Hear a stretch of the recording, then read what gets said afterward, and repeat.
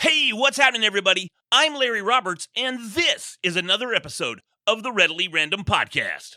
Hey, you could be larger than life, bigger than the world, living out the hopes and Today, dreams.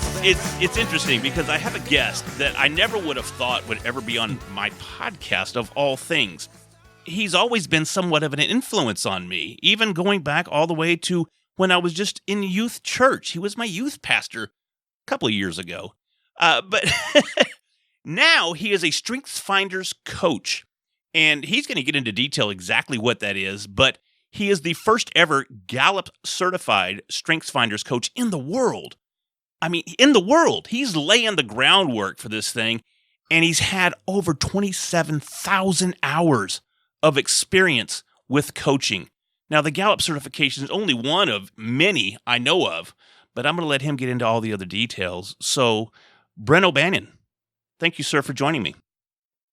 You know what? I could go back and tell some good stories about Larry and Readily Random. If there was anyone who was innovative, creative, a little edgy, it was Larry. So I really appreciate his spirit. And I can tell now why he's going to be such a great entrepreneur because of those strengths that you have. And that's exactly what I love doing. I love spotting strengths in entrepreneurs. And entrepreneurs we're a rare breed. We're different. And, we're motivated to excel and to have success, especially coming up with an idea or a product, a service, and then selling it to the world because we believe it's going to make a difference. It's going to influence or entertain. And so we need to know what strengths we have and how to use those strengths. And so I own a business that helps entrepreneurs to grow stronger, work smarter, and to live richer. And we do that by creating coaching programs, masterminds, master classes, writing books and resources that catapult them to 6 and 7 figures. So that's a little intro about what I do. Man, I like everything that you said, Brent, especially that last part about the 6 and 7 figures. I think that's what most of the entrepreneurs out there are chasing. They really want to chase that, not just the freedom that being an entrepreneur provides, but the financial freedom that is the long-term goal as well. And a lot of us, I know me specifically, because if you recall, it's been a few years, but I called you a few years back going, Brent, I need a business coach, man.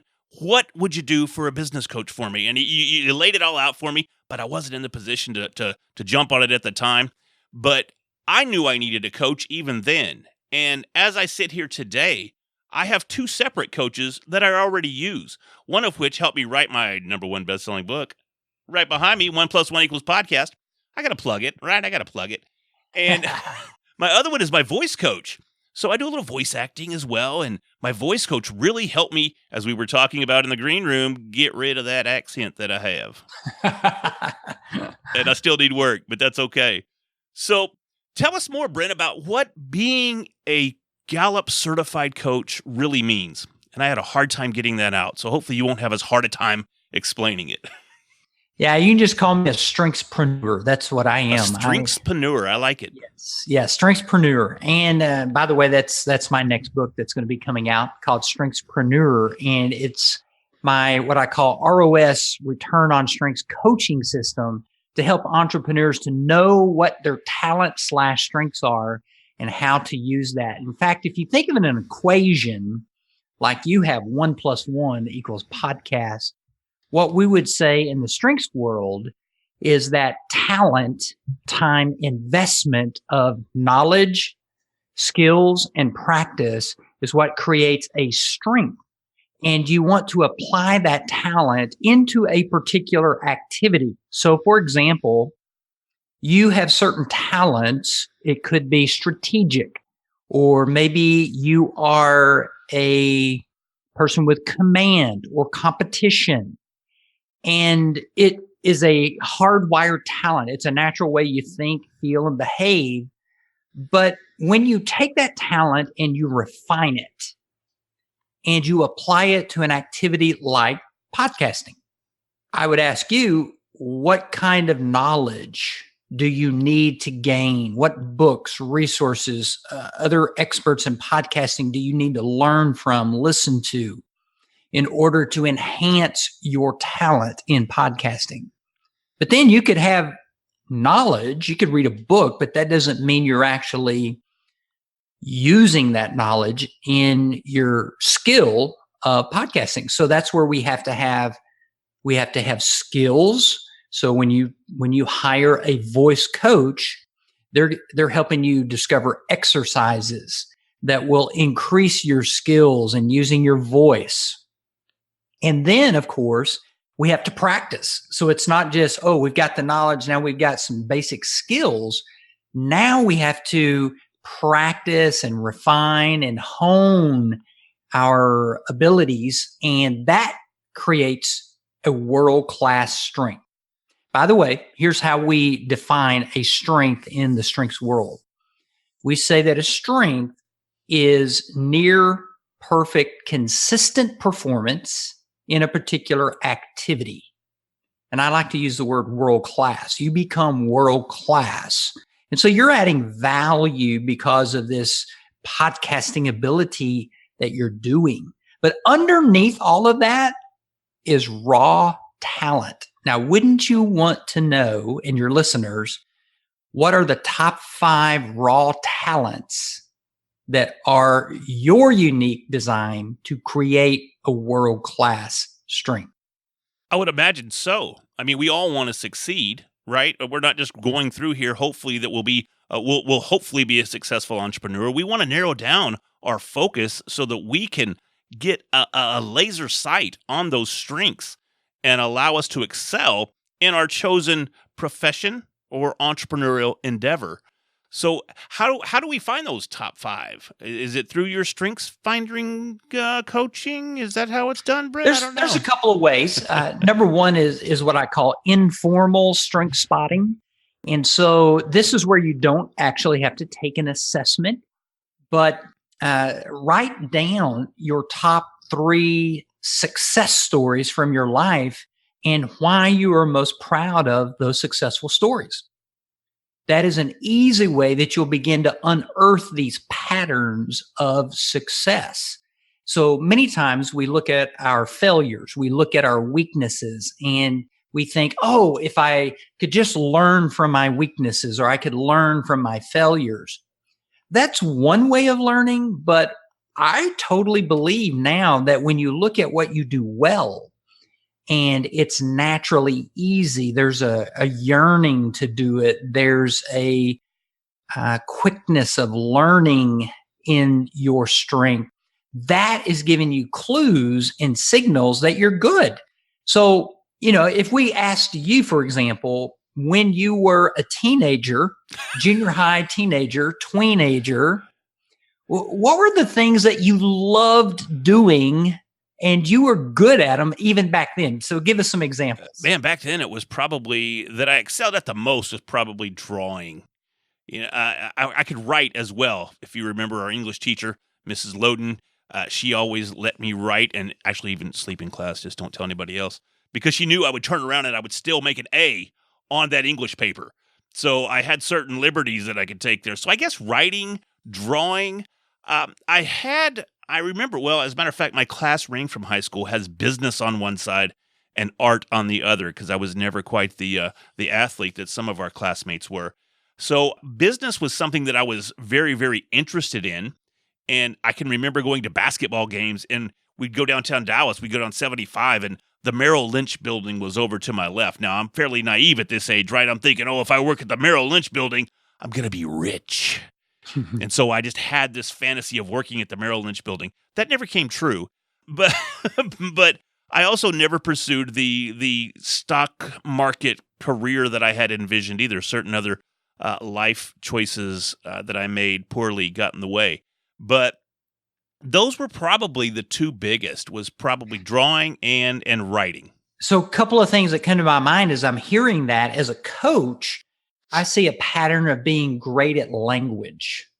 So creative language and the written word are types of language. I think you're also very articulate. You have a good use of words, and you can easily riff off words. So I can definitely see that you have a strength in language. And I always remember you having a great sense of humor. Yeah. And I think you obviously, as a podcaster, you use a lot of improv and humor. And so we can spot these talents. Now, what's cool is when you take a formal assessment like Strengthsfinder 2.0, which has been rebranded as Clifton Strengths, who is the inventor of Strengthsfinder, which, by the way, there's over 19 million people who have taken this assessment around the world. And it is a tool that is heavily researched and spots 34 talents of potential, which have the ability to be turned into strengths in us. And so understanding what your top 5 signature talents are, or even the whole 34 talents and how they show up in our lives from the strongest to the weakest, really helps us understand how to invest those. So when you ask me about being a coach, one of my talents is called individualization. It's my number 2 strength. And this particular strength loves to see the strengths and the unique stories in people. So I love diversity. I love different cultures. I love all different types of backgrounds that people come from. And so when I see a human being, I love asking them questions. And sometimes people will say, "Man, that's a great question." Or they'll say to me, "I have never been asked that before." That's the genius of my individualization. It's just natural. Now, of course, I had to refine that talent. So I went and got a master's degree in counseling psychology. I went on and got a degree in coaching and got certified as an International Coaching Federation Professional Certified Coach. So in other words, I've hired a mentor coach and different coaches that have coached me, and I continue to polish my skills of coaching. So that's an example of taking one talent of individualization and applying it to an activity of coaching, which is a booming business today. There are business coaches, life coaches, wellness coaches, voice coaches, entrepreneurial coaches. So it's a $1 billion industry today. And many people are learning that there's a difference between being a consultant and being a coach. Consultants seem to tell more advice and they tell you what to do. And there's a place for that. However, a coach will ask you questions and you will gain the insight because they're asking questions and you have to search inside to figure it out. You know, it's funny you mentioned that there are coaches for everything these days, and it's such an overused term that to the point that my wife now, if she hears that I have a coach coming on the podcast, she literally rolls her eyes. She's like, "Oh, yes. What's this person a coach of?" You know?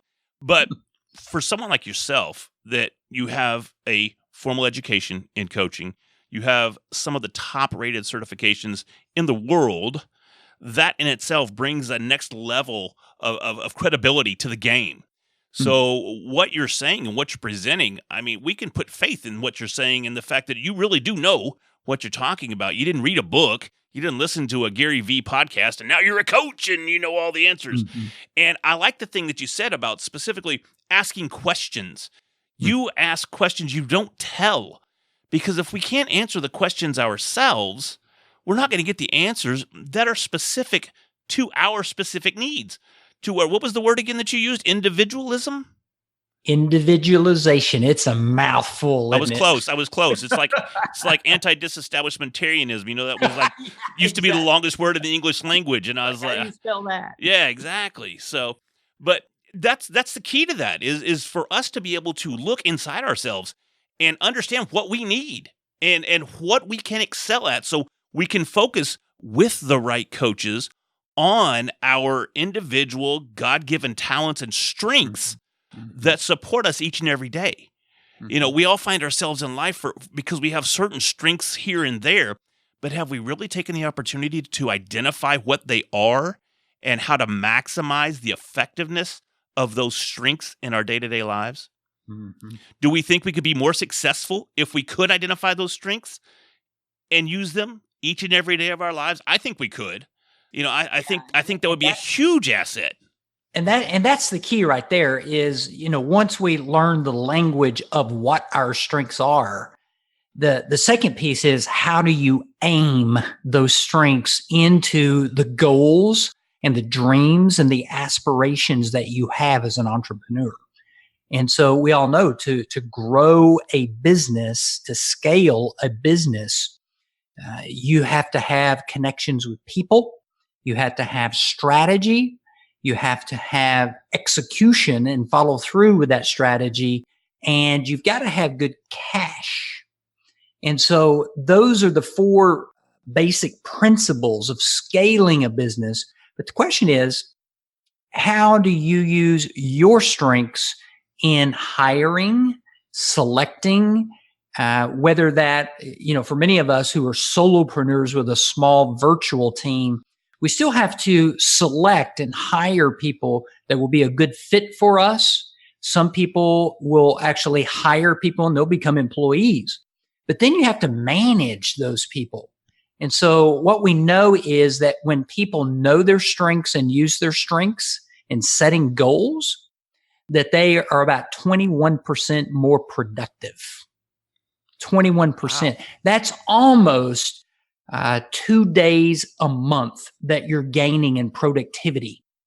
So we also know that when people outsourcing, right? I mean, just give it to your VA and go, here, you do this. Yeah, because they're better at it. Instead of fixing the sprinkler is what I call it. Fixing the sprinkler is when my sprinkler's broke. And so, I don't want to go pay the money to hire somebody to fix my sprinkler. So I go out there and start fixing my sprinkler, and it takes me 3 hours or 5 hours. And what happens, I just miss 3 potential new clients because I'm out there fixing a sprinkler. Well, that's not a wise use of our talent. It's better to delegate or hire someone else. Let us, as the entrepreneur, go out and either be the rainmaker or we're building new content, whether it's writing or podcasting or whatever your service is, but you're sticking with your genius. That's the key. And many of us try to do it all. We're do-it-yourselfers. And that will prevent our business from scaling. I agree. You hit the nail on the head for me personally right there. That will prevent our business from scaling. Because you probably know, based on the time that we're doing this podcast, I still have a 9-to-5. I still got a 20-year career with the company that I've had for, 20 years. But I'm having a hard time scaling this aspect of life because I'm doing it all myself. So it's coming to the point where I've had the realization that I'm going to have to outsource some of these responsibilities that I have, because even coming home 5 to, we'll say 12, maybe 11 if I'm being honest, 5 to 11 in the evenings, working on this, it's really getting to where that's not enough time. And it's never going to scale. I'm running an experiment this month where I'm releasing 2 episodes of the podcast per week. Normally I just release 1, but I've got so much great content that I want everybody to, here's your opportunity. And I don't want to push people off till January. I've got enough content to go into next year. But when I tell a guest, I go, we're going to play it for Valentine's. Is that weekend all right for you? That's not really great right now, considering we haven't even made it to Halloween yet. I have a love coach that really would love to speak on Valentine's. Who knows? Hey, that might be the perfect the perfect guest for the show. But yeah, you hit the nail on the head right there, because you have to be able to draw that line and go, okay, this is where I've reached the maximum output that I can possibly reach without having some help. And you may have to get creative to find that help. You may have, because you admit what you're weak in.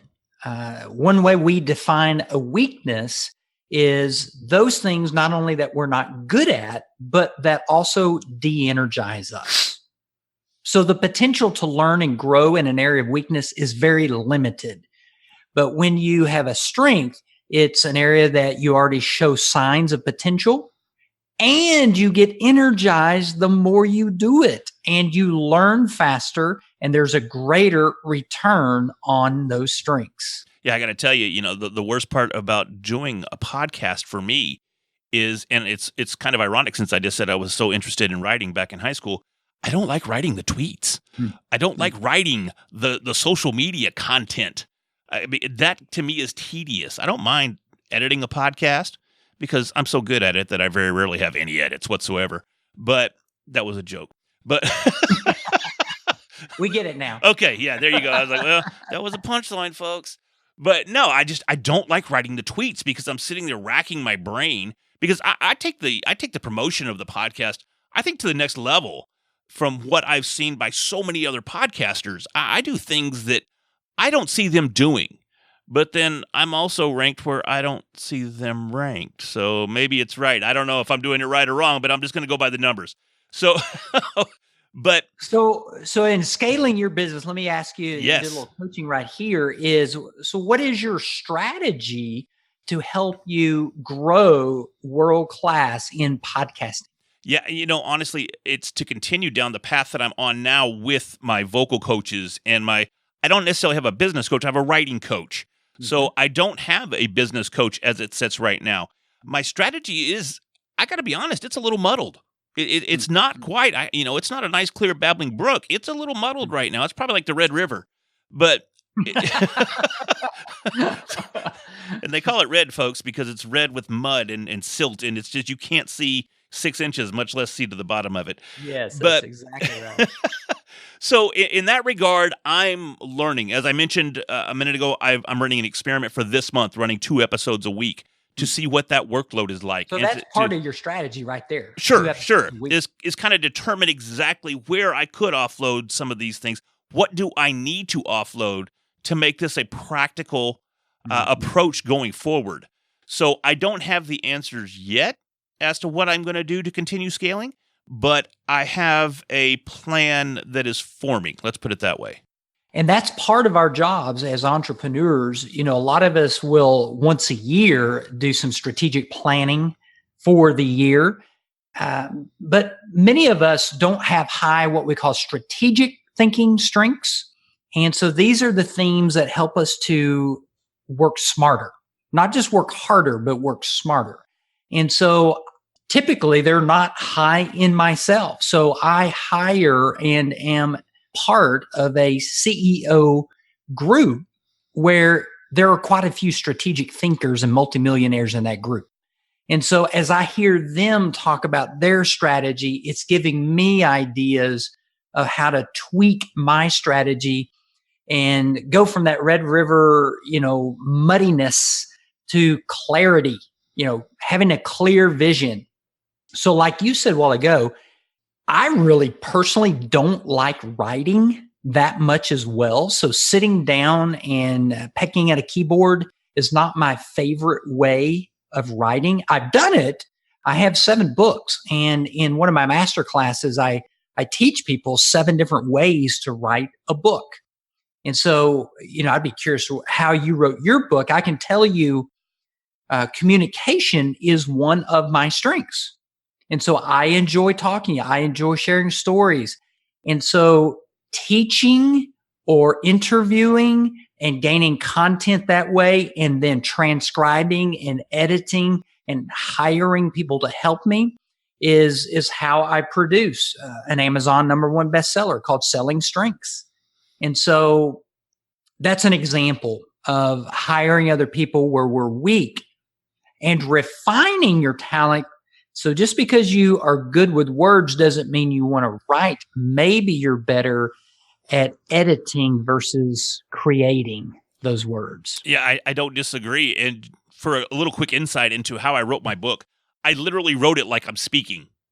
So if you read my book, it's like you're having a conversation with me. Mm-hmm. I didn't necessarily structure it with proper sentence structure, and maybe I need to insert You've never been proper, Larry. No, that's the least of... if there's anything you could say about me, proper is not it. That is not it. You hit the nail on the head once again, Brent. You are a sharp guy. But but yeah, I mean, it's exactly like having a conversation with me. You sit down, you read it. If you'd heard my voice, which most likely if you buy my book, you've heard my voice via my podcast, or maybe you haven't, you stumbled on it, but my podcast is on Amazon too, right there, part of my bio, right? I got my author bio out there. So you've probably heard my voice. So if you can do that, you can read my book and go, oh, Larry, you're talking right to me, buddy. You know, and I'm saying I'm keeping it simple, just like I keep my conversations. Mm-hmm. So that's how I managed to write. To sit down and write, for instance, a novel where I had to create scenes and create characters and get real in-depth and technical and deep into this is I can't do that. I mean, I'm not going to say I can't because I probably could if I really had to, but it's not something that would it energize you to learn about that? And if it doesn't, that's where you want to delegate that to someone who is a world-class writer. Exactly.